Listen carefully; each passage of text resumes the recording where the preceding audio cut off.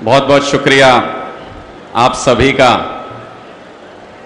मंच पर हमारे जितने भी वरिष्ठ साथी और नेतागण बैठे हैं, भाई संदीप पाठक जी जो पूरे देश के अंदर आम आदमी पार्टी को संगठन के एक ऐसे रास्ते पर ले जा रहे हैं जहां पर सिर्फ और सिर्फ जीत लिखी होती है, उसके अलावा कुछ नहीं होता। निर्मल सिंह जी जिनका हरियाणा की राजनीति में काफी सम्मान रहा है और लोग आज भी कहते हैं कि इनके कद के नेता जिनकी जमीन पे पकड़ो, ऐसे नेता बहुत कम हैं। और हमारे जितने भी वरिष्ठ साथी, मैं नाम बोलूंगा तो नाम बोलने में ही सारा समय निकल जाएगा, आप सबको सारे लोग जानते हैं, अपने कार्यकर्ता हैं। मुझसे अभी मीडिया वाले ये पूछ रहे थे, कह रहे थे जी आज की रैली का उद्देश्य क्या है। तो मैंने कहा कि ये बड़ी बड़ी पार्टियां खूब पैसा लगा के, बहुत सारी भीड़ जुटा के, पूरा दमखम लगा के रैली करती हैं तो ऐसी दिखती है। हमारा शपथ ग्रहण समारोह जब होता है तो ऐसा दिखता है। ये तो कार्यकर्ता हैं, ये तो अभी हमारे कार्यकर्ता हैं। जब ये कार्यकर्ता अगर रैली करने पे आ जाएंगे तो फिर आगे आने वाले समय में क्या करेंगे। संदीप भाई ने एक बड़ा अच्छा शब्द दे रखा है उसके लिए, पर्दाफाड़ रैलियां करेंगे आने वाले समय में। पर्दाफाड़, ये जो साइड में लगते हैं ये कुछ नहीं बचने का। तो एक बार अपनी बात शुरू करने से पहले, जैसे हम हमेशा भारत माता की वंदना करते हैं, एक बार सारे साथी यहां से लेके वहां तक साउंड टेस्ट भी होगा इसमें कि पीछे तक सुनाई दे रहा है कि नहीं दे रहा है। सारे साथी मजबूती से मेरे साथ भारत माता का नारा लगाएंगे और यहां जितने आसपास में मंडी में कांग्रेस और बीजेपी वाले हों, उनको आज अपने नारे से मजबूर कर दो कि वो भी कल को हाथ जोड़ के आए कि हमें अपने साथ ले लो, सारी ताकत आम आदमी में है। ऐसी आपकी बुलंद आवाज होनी चाहिए। बंद मुट्ठी करके, सारे हाथ ऊपर करो, बंद मुट्ठी करके ऐसे सारे पीछे तक। ऐसा नहीं होना चाहिए पीछे वाले सो रहे हो।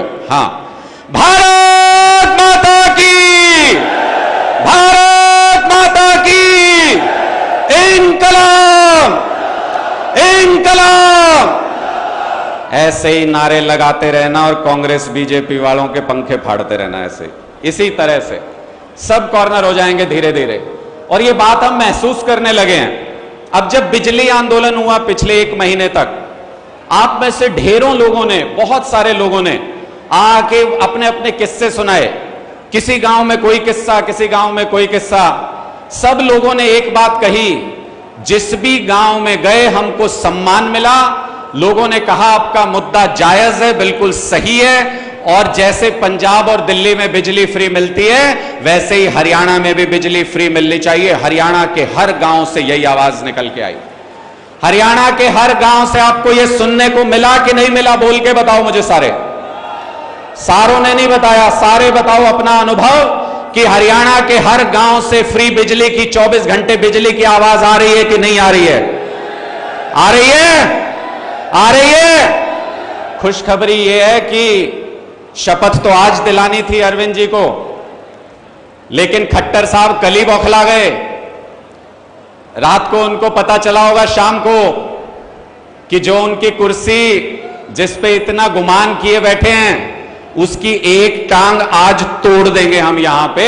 ये उनको रात को पता चला, इसलिए उन्होंने एक बयान दिया। बोले हरियाणा के लोगों को ये फ्री देने वालों से सावधान रहना चाहिए, ये जो पार्टियां फ्री देती रहती हैं।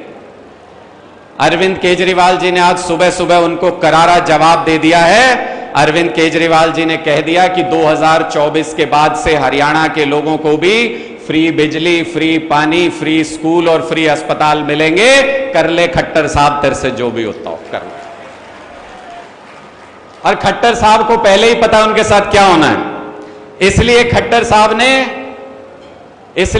साहब ने कुछ दिन पहले बयान दिया था कि 24 में अगर मुझे नहीं चुना तो मैं चद्दर तान के सो जाऊंगा। अरे सो जा भाई, किसी पे एहसान कर रहा है क्या? सो जा, आज भी सोए बराबर ही है, आज भी सोए बराबर ही तो है। ऐसा प्रदेश जहां पे किसान को मुआवजा नहीं मिल रहा, ऐसा प्रदेश जहां महिलाओं के मान सम्मान की रक्षा नहीं हो रही, ऐसा प्रदेश जहां पे युवाओं को रोजगार नहीं मिल रहा, बच्चों को शिक्षा नहीं मिल रही, सरपंचों को उनके अधिकार नहीं मिल रहे, कर्मचारियों को ओपीएस नहीं मिल रही, क्लर्कों को उनकी सैलरी नहीं मिल रही जो जायज हक मिलना चाहिए, आशा वर्कर्स को उनके अधिकार नहीं मिल रहे, उनका मानदेय नहीं मिल रहा जो मिलना चाहिए। ऐसे प्रदेश में जहां किसी भी वर्ग को कुछ मिल नहीं रहा, वहां पे इसका मतलब उनका मुख्यमंत्री सो रहा है, इसलिए कुछ भी नहीं मिल रहा पूरे प्रदेश के अंदर। तो इसलिए खट्टर साहब के जाने का वक्त आ गया। और खट्टर साहब जाएंगे तो फिर कौन आएगा? कौन आएगा? खट्टर साहब जाएंगे तो सुनाई नहीं दिया, कौन आएगा? यार कल तो मैं सुन रहा था ये कांग्रेस वाले कह रहे थे कि हम आएंगे उसके बाद। कौन आएगा? जोर से बताओ इनको जरा, कौन आएगा? ये कांग्रेस वाले भी ध्यान से सुन लें, बीजेपी वाले भी ध्यान से सुन लें, और इनेलो जेजेपी वाले तो सुनो चाहे मत सुनो, कोई फर्क भी नहीं पड़ता, कोई वोट नहीं है तुम्हारे पल्ले। तो इसलिए अब जो आम आदमी का राज आएगा उसमें आम आदमी अपनी सरकार बनाएगा और खुद सरकार चलाएगा। मैं ऐसा क्यों कह रहा हूं? पहले सबसे बड़ा शगुफा क्या होता था इन लोगों के पास? जब तक आम आदमी पार्टी अस्तित्व में नहीं आई थी तब तक ये लोग क्या करते थे? ये जैसे यहां कोई भाई बैठा है, मोक्ष बैठा है, भाई इसका मन कर गया चुनाव लड़ना है, तो ये कहता भाई मैं तो तैयारी करूंगा, चुनाव लड़ूंगा। तो इसके पास 4 नेता आके बैठ जाते थे शाम को, बोलते यार तू कैसे चुनाव लड़ेगा? तेरे बाप दादा ने भी राजनीति करी है कभी? हमारे तो पिताजी थे, फिर उनके पिताजी थे, फिर मेरे दादा थे, फिर परदादा थे, वो नेता थे, हमको पता है सरकार कैसे चलती है, तुमको पता नहीं है सरकार कैसे चलती है। फिर गरीब बेचारा कोई भी कमजोर आदमी नहीं सोचता हाँ बात तो सही है यार, मेरे तो बाप दादा कोई रहे नहीं राजनीति में, मैं कैसे सरकार चलाऊंगा। अरविंद केजरीवाल जी ने, जिनकी 7 पुश्तों में शायद किसी ने राजनीति नहीं की, अरविंद केजरीवाल जी ने एक आम घर से निकल के ऐसी सरकार चला के दिखा दी दिल्ली के अंदर कि मोदी जी की नाक के नीचे बैठ के नाकों चने चबवा रहे हैं। समझ नहीं आ रहा भारतीय जनता पार्टी को कि क्या करें। एक आम घर से निकल के सरदार भगवंत मान जी, एक टीचर के बेटे, एक आम परिवार से आए, ऐसी सरकार चला के दिखा दी पंजाब के अंदर कि समझ नहीं आ रहा बाकी राजनीतिक पार्टियों को कि करें तो क्या करें, वोट ले तो कैसे लें। ऐसी आम आदमी की सरकार अगर हरियाणा के अंदर देखना चाहते हैं तो जैसा संदीप जी कहते हैं, माथे से पसीने की जगह जब खून टपकने लगेगा, इतनी मेहनत जब करोगे तब आती है सरकार, हल्के में सरकार नहीं आती है। इसलिए मेहनत करने को तैयार हो? कितने लोग मेहनत करने को तैयार हैं? पीछे तक हाथ उठा के बता दो भाई मुझे। ये मीडिया वाले साथी भी पीछे घुमा के देख लेना कैमरा, एक एक साथी जी जान से लगेगा और 2024 में पूरे बहुमत की सरकार। मैं ऐसा इसलिए दावे के साथ कह सकता हूं क्योंकि पिछले 1 साल में जब से अरविंद केजरीवाल जी ने यह कहा कि इस मिशन पे निकल पड़ो, तब से पिछले 1 साल में 850 से ज्यादा गांव के अंदर जनसभाएं की हैं। एक एक गांव में गए, लोगों से मिले, उन 850 गांव के लोगों के अनुभव के आधार पे कह सकता हूं दुनिया की कोई ताकत 2024 में आम आदमी पार्टी की सरकार आने से नहीं रोक सकती। जिसके अंदर जितनी ताकत हो लगा लो, हमें रोक नहीं सकते। अब 2024 आम आदमी का है, हमारी सरकार बनने जा रही है। आपको ध्यान ये रखना है, एक एक कॉन्स्टिट्यूएंसी से, एक एक डिस्ट्रिक्ट से आपको इतना ध्यान रखना है, आप एक कदम भी पीछे मत छूट जाना। मैं क्यों ऐसा कह रहा हूं? क्योंकि जब 10-15 साल बाद जब आपके बच्चे बड़े होंगे, आपके पोता पोती बड़े होंगे, वो देखेंगे हरियाणा के अंदर इतना बड़ा बदलाव आया, हमारा भविष्य अच्छा हो गया, वो आपसे पूछेंगे कि जब हरियाणा बदलाव की बयार में बह रहा था उस वक्त आप क्या कर रहे थे? आप नजर नहीं मिला पाएंगे अपने बच्चे और पोता पोतियों से अगर एक कदम भी पीछे रह गए। इसलिए पूरी ताकत से जुटना पड़ेगा, पूरी ताकत से इस इनकलाब का हिस्सा बनना पड़ेगा। ये सारी पार्टियों वाले कई बार ये कहते हैं कि 1 साल के अंदर कैसे कर लोगे। एक बीजेपी के नेता है संदीप भाई, संदीप जी एक बीजेपी के नेता हैं, वो पत्रकारिता के जमाने से दोस्त रहे मेरे। उनका पिछले दिनों फोन आया, काफी सीनियर लीडर हैं, वो बोले कि यार 8-10 सीट का तो है जुगाड़ तुम्हारा, उससे ज्यादा नहीं कर पाओगे। मैंने कहा अगर चुनाव से 1 साल पहले हमारा 8-10 सीटों का जुगाड़ है तो 80-90 सीटें लेने से तुम रोक नहीं पाओगे किसी भी हालत में। तो आज के दिन भारतीय जनता पार्टी भी ये मानने लगी है, कांग्रेस पार्टी भी, जेजेपी भी, इनेलो भी हरियाणा के अंदर ये मानने लगी है कि आम आदमी की ताकत लगातार बढ़ रही है। और ये जो संगठित शक्ति बढ़ रही है हमारी, ये जो पदाधिकारी बन रहे हैं हमारे, ये जो एक एक कार्यकर्ता को आई कार्ड मिल रहा है, किस चीज का आई कार्ड? शेर होने का आई कार्ड। शेर होने का जो आपको आई कार्ड मिल रहा है, ये सबसे बड़ी ताकत हमारी बनती जा रही है लगातार लोगों के बीच में। जब आप पहुंचते हो कि मैं आम आदमी का फला पदाधिकारी हूं, मैं आम आदमी पार्टी का कार्यकर्ता हूं, तो लोग आपको सम्मान देते हैं और उनको एक जरिया मिल जाता है।